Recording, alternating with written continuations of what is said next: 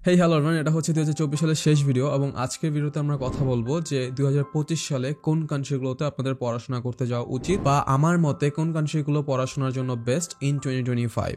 তো দেরি না করে ভিডিওটি শুরু করা যাক। তো ভিডিও শুরু করার আগে আসলে আমার প্ল্যান ছিল যে আমি 3টা ক্যাটাগরি নিয়ে কথা বলবো, যেটা থেকে আমি ফার্স্ট ইয়ারে ফার্স্ট ওয়ার্ল্ড কান্ট্রিজগুলো নিয়ে কথা বলবো, like USA, UK, Australia, Canada. But পরে ভাবলাম যে আসলে এই কান্ট্রিগুলো নিয়ে প্রায় সবাই জানে এবং এগুলো নিয়ে কথা বলে আর টাইম ওয়েস্ট করতে চাচ্ছিলাম না। তো আজকে মেইনলি হচ্ছে আমরা 2টা ক্যাটাগরি নিয়ে কথা বলবো, যাদের বাজেট হচ্ছে 0 থেকে 5 বা 6 লক্ষ টাকার মধ্যে, এবং সেকেন্ড যে ক্যাটাগরি সেটা হচ্ছে যাদের বাজেট 15 থেকে 30 লক্ষ টাকার মধ্যে। তো ফার্স্ট ক্যাটাগরি, যেটা কিনা 0 থেকে যাদের 5 বা 6 লক্ষ টাকার মতো বাজেট আছে, তাদের জন্য যে কান্ট্রিজগুলো আমি সাজেস্ট করবো সেটা হচ্ছে প্রথমেই চায়না। চায়নাতে কিন্তু অনেক ধরনের স্কলারশিপের অপরচুনিটিস আছে, এবং অ্যাগেইন যাদের হচ্ছে বাজেটটা লো, লাইক যাদের বাজেট হচ্ছে 0 থেকে 5 বা 6 লক্ষ টাকা, তাদের জন্য কিন্তু চায়না খুবই ভালো একটা অপশন হতে পারে। চায়নাতে যেহেতু অনেক ধরনের স্কলারশিপের অপরচুনিটি আছে, তাই আপনি যদি অ্যাপ্লাই করেন আপনার কোনো না কোনো স্কলারশিপ পাওয়ার চান্সেস থাকবে, এবং মোস্ট অফ দ্য স্টুডেন্টসই কিন্তু সেখানে কোনো না কোনো স্কলারশিপ পেয়ে থাকে। তাই এখন যদি আপনি চায়নাতে পড়াশোনা করতে চান, তাহলে আপনি মোটামুটি 1 থেকে 2 লক্ষ টাকা খরচ করার মাধ্যমে কিন্তু চায়নাতে আপনার পড়াশোনা কমপ্লিট করে ফেলতে পারবেন, সেটা ব্যাচেলর হোক বা মাস্টার্স হোক। এবং কম বাজেটের মধ্যে কিন্তু এটি খুবই ভালো একটা ডেস্টিনেশন, যেহেতু আপনি বাংলাদেশেও যদি ব্যাচেলর কমপ্লিট করতে চান, তাহলেও কিন্তু আপনি 1 থেকে 2 লক্ষ টাকার বেশি খরচ হবে, এবং প্রাইভেটের কথা তো নাই বলি। তো এই বাজারের মধ্যে সেকেন্ড যে কান্ট্রিটা আমরা সিলেক্ট করেছি সেটা হচ্ছে সাউথ কোরিয়া। সাউথ কোরিয়া নিয়ে কিন্তু আমার 2টা ভিডিও আছে, তো যারা হচ্ছে সাউথ কোরিয়া নিয়ে ইন ডিটেলস জানতে চান তারা কিন্তু আমার ওই ভিডিওসগুলো দেখতে পারেন, এবং আমাদের একটা লাইভ সেশনও আছে about studying in south Korea. তো আপনারা চাইলে লাইভ সেশনও দেখতে পারেন যারা ডিপলি জানতে চান।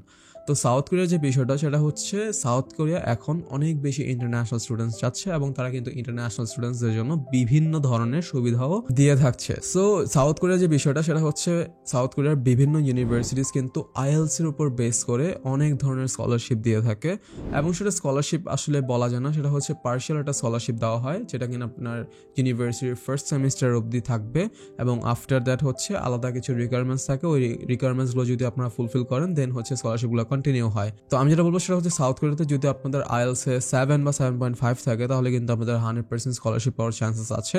এবং অ্যাগেইন এই 100% যে স্কলারশিপটা সেটা কিন্তু আপনার ইউনিভার্সিটির যে ফার্স্ট সেমিস্টারটা সেটার জন্য, অ্যান্ড আফটার দ্যাট যদি আপনার স্কলারশিপ কন্টিনিউ করতে চান, তাহলে হচ্ছে ওদের যে রিকোয়ারমেন্টসগুলো থাকে সেগুলো হচ্ছে আপনার ফুলফিল করতে হবে।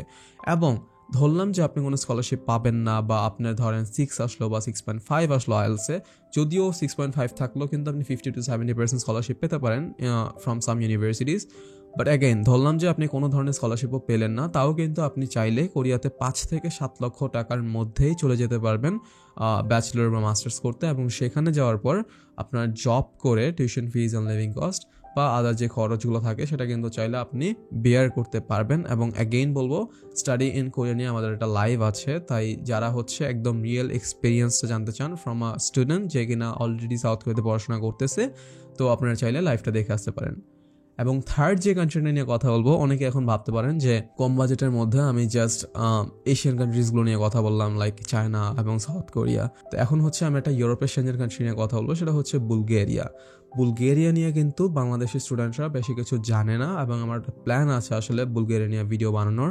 তো বুলগেরিয়া হচ্ছে খুবই রিসেন্টলি না, 1 থেকে 2 বছর আগে হচ্ছে সেঞ্জেনে যুক্ত হয়েছে, এবং বুলগেরিয়াতে কিন্তু খুবই ভালো ভালো ইউনিভার্সিটিস আছে, এবং সেখানে কিন্তু চাইলে আপনারা খুব অ্যাফোর্ডেবল টিউশন ফিজে আপনাদের পড়াশোনা কমপ্লিট করতে পারবেন। এবং আজকে আপনারা যদি বুলগেরিয়া পড়াশোনা করতে যাওয়ার কথা ভাবেন, তাহলে হচ্ছে আপনাদের 5 থেকে 6 লক্ষ টাকা বা মোটামুটি 7 লক্ষ টাকার মতো খরচ হবে বাংলাদেশ থেকে বুলগেরিয়া যাওয়া পর্যন্ত, এবং আপনার লাইক ফার্স্ট ইয়ার টিউশন ফিজ, আপনার হাতের 2 থেকে 3 মাসের টাকা সব মিলে আপনার হচ্ছে 6 থেকে 7 লক্ষ টাকার মধ্যে খরচ হবে। যদিও এটা হচ্ছে 5 লাখ টাকার যে ব্যারিয়ারটা সেটার মধ্যে পড়ে না, বাট এটা যেহেতু ইউরোপিয়ান কান্ট্রিজের মধ্যে পড়লো, তো আমি হচ্ছে এটা রাখা ট্রাই করতেছিলাম। এবং আরও একটা কান্ট্রি কিন্তু আপনার চাইলে যেতে পারেন এই সিমিলার বাজেটের মধ্যে, সেটা হচ্ছে লিথুয়ানিয়া নিয়ে অলরেডি সবাই মোটামুটি জানেন, এবং আমার হচ্ছে একটা ভিডিও আছে লিথুয়ানিয়া নিয়ে। তো যারা হচ্ছে আরও ইন ডিটেলস জানতে চান লিথুয়ানিয়া নিয়ে, তারা কিন্তু চাইলে আমার ওই ভিডিওটা দেখে আসতে পারেন। এবং লিথুয়ানিয়ার কথা যদি বলি, সেখানে কিন্তু আপনারা 2 থেকে 3 হাজার ইউরো পার ইয়ার টিউশন ফিস দিয়ে আপনারা পড়াশোনা কমপ্লিট করতে পারবেন। তো এই তো ছিল আমাদের ফার্স্ট ক্যাটাগরি যে কান্ট্রি, এবং সেকেন্ড ক্যাটাগরি যেটা কিনা আপনাদের 15 থেকে 30 লক্ষ টাকা বাজেট যাদের, তাদের নিয়ে যদি বলি, তাহলে হচ্ছে ফার্স্ট যে কান্ট্রিটা সেটা হবে হচ্ছে অবশ্যই হাঙ্গারিতে কিন্তু আপনাদের টিউশন ফিজ লাইক সর্বনিম্ন 4,000 ইউরো পার ইয়ার দিয়েও আপনারা পড়াশোনা করতে পারবেন in Hungary. In some universities like University of Pannonia আছে, তারপর হচ্ছে ইউনিভার্সিটি অফ পেক্স আছে, তারপর হচ্ছে ইউনিভার্সিটি অফ সেগেট আছে, বা অনেক ধরনের ইউনিভার্সিটি আছে যারা কিনা অনেক কম টিউশন ফিজ অফার করে। এবং হাঙ্গারিতে কিন্তু আপনারা চাইলে 10 থেকে 12 লক্ষ টাকা খরচ করার মাধ্যমেই সেখানে পড়াশোনা করতে যেতে পারবেন। এবং সেখানে যেহেতু আপনারা 3 থেকে 3.5 বছরের মধ্যে ব্যাচেলর কমপ্লিট করতে পারবেন, তো আমি যদি 4,000 ইউরো করে ধরি তাহলে হচ্ছে 3×4=12, বা সব মিলিয়ে আপনারা হচ্ছে 15 লক্ষ টাকার মধ্যেই আপনাদের পড়াশোনাটা কমপ্লিট করতে পারবেন। ব্যাচেলর এবং মাস্টার্সের ক্ষেত্রে সেটা আরও কম, বা মোটামুটি এরকম রেঞ্জেই হয়ে থাকে।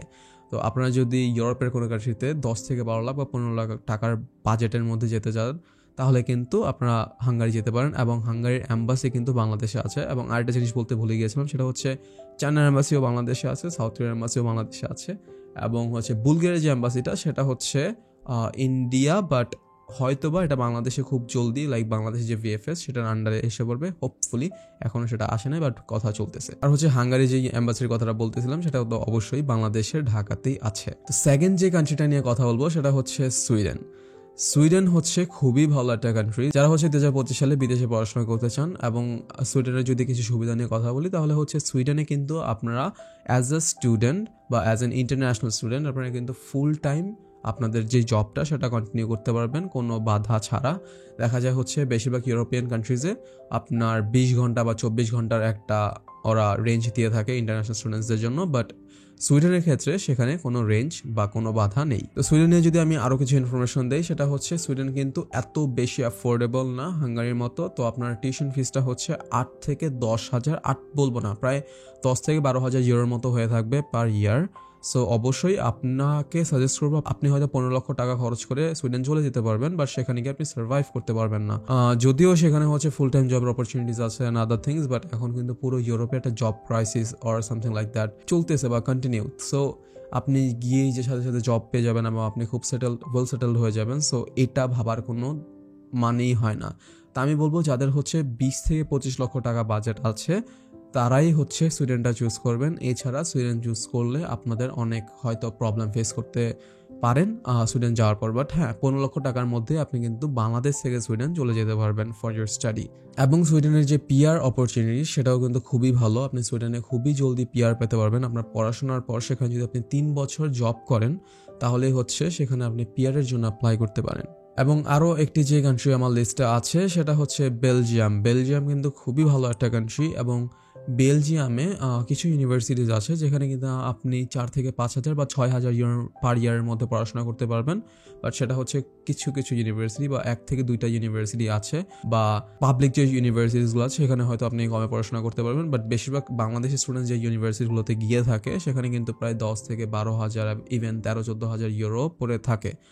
তো বেলজিয়াম নিয়ে আমার হচ্ছে ফুল একটা লাইভ আছে, এবং সেখানে হচ্ছে পারভেজ ভাই বিস্তারিত সবকিছু নিয়ে কথা বলেছে যে বেলজিয়াম পড়াশোনা করে কি লিভিং কস্ট, টিউশন ফিজ আর্ন করা যায় কিনা, বা বেলজিয়াম ওভারঅল কান্ট্রিটা কিরকম, সেটা নিয়ে যদি আপনি ইন্টারেস্টেড থাকেন তাহলে হচ্ছে আমাদের একটা ফুল ভিডিও প্লাস হচ্ছে আমাদের একটা লাইভ সেশনও আছে, সেটা আপনারা চেক আউট করতে পারেন। বেলজিয়াম নিয়ে যদি আমি আরও কিছু ইনফরমেশন দিই, সেটা হচ্ছে বেলজিয়ামে যাওয়ার ক্ষেত্রে আপনার ব্লক অ্যাকাউন্টের দরকার হবে। এবং বেলজিয়ামের কনসগুলোর মধ্যে একটা হচ্ছে আপনার যে ব্লক অ্যাকাউন্টের মানি সেটা হচ্ছে আপনার যত বছর পড়াশোনা করবেন তত বছর রিনিউ করা লাগবে। সো আমি যদি অন্যান্য দেশের কথা বলি, লাইক জার্মানির যে বিষয়টা, জার্মানিতেও আপনারা সবাই জানেন যে ব্লক অ্যাকাউন্টে টাকা রাখা লাগে, এবং সেখানে হচ্ছে 1 বছরের মধ্যে কিন্তু আপনি পুরো টাকাটা রিটার্ন পেয়ে যান। বাট বেলজিয়ামের যে বিষয়টা সেটা হচ্ছে 1 বছরে অবশ্যই আপনার টাকাটা রিটার্ন পেয়ে যাবেন, বাট সেকেন্ড ইয়ারে হচ্ছে সেটা আবার আপনার ব্যাংকে রাখতে হবে। সো 3 বছর হচ্ছে এরকম টাকা ঘুরানোর পর এরপর হচ্ছে আপনি আপনার টাকা ফেরত পাবেন। সো এটা হচ্ছে কনসগুলোর মধ্যে একটা, বাট এই কনস বাদ দিয়ে মোটামুটি কিন্তু বেলজিয়াম খুবই ভালো একটা প্লেস পড়াশোনা করার জন্য। এবং যারা হচ্ছে একটা ফ্লেক্সিবল লাইফস্টাইল চান তারা কিন্তু বেলজিয়াম চাইলে পড়াশোনা করতে পারেন। এই তো মোটামুটি 3টা কান্ট্রি নিয়ে কথা বললাম, এবং লাস্ট আরেকটা কান্ট্রি রাখবো, সেটা হচ্ছে আমি রাখতে চাইনি বাট বলা উচিত, সেটা হচ্ছে ফিনল্যান্ড। ফিনল্যান্ড কিন্তু খুবই ভালো পড়াশোনা করার জন্য। এখন অনেকে বলবে ভাই ফিনল্যান্ডে তো ইন্ডিয়া যাওয়া লাগে, তারপর হচ্ছে ভাই ফিনল্যান্ডে আপনার জব ক্রাইসিস চলতেছে অ্যান্ড আদার থিংস, লাইক অনেকে আমি দেখতেছি যে 1 বছর ধরেও ফিনল্যান্ডে কিন্তু জব পাচ্ছে না।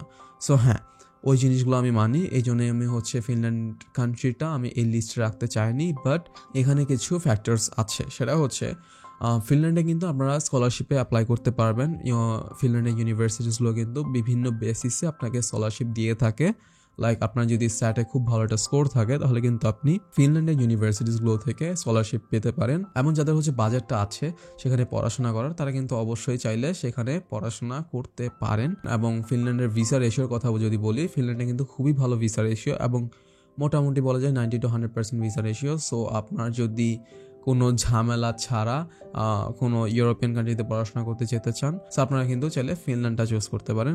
যদিও সেখানে জব ক্রাইসিস চলতেছে আদার থিংস, বাট হ্যাঁ, আপনার যদি বাজেট থাকে সেরকম, সেখানে অ্যাফোর্ড করার মতো যদি আপনার বাজেট থাকে, দেন ওয়াই নট। সো এই তো মোটামুটি এই ছিল আজকের ভিডিও। এবং আপনার কাছে কোন কান্ট্রিজগুলো বেস্ট মনে হয় ফর 2025 আপনারা চাইলে আমাকে কমেন্ট করে জানাতে পারেন। এবং আপনাদের যদি আলাদা কোনো কোয়েশ্চেন থাকে তাহলে কিন্তু আপনারা ইজি আপডেট পেজে নাও দিতে পারেন। তো আজকের মতো ভিডিওটা এতটুকু ছিল। সবাই ভালো থাকবেন। টাটা।